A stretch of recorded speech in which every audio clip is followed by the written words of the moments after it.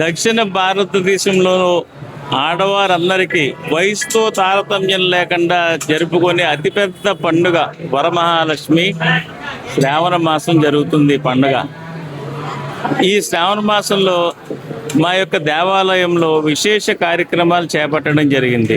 రేపు అనగా ఆగస్టు 15 శనివారం తేదీన దత్తపీఠం ఆధ్వర్యంలో భగవద్గీత లక్షకలార్చన విశేషమైన కార్యక్రమం. అదేవిధంగా 21వ తారీఖు అంటే 2వ శ్రావణ శుక్రవారం రోజున అమ్మవారికి లక్షగాజులతో అలంకారం ఎంతో అద్భుతంగా జరుగుతుంది.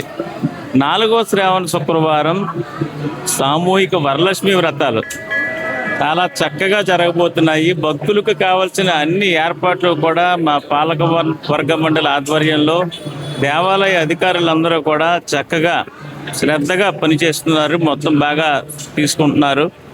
ఈ శ్రావణ మాసంలో అమ్మవారిని దర్శించుకుని భక్తులందరూ తరిస్తారని చెప్పేసి ఆశిస్తున్నాను.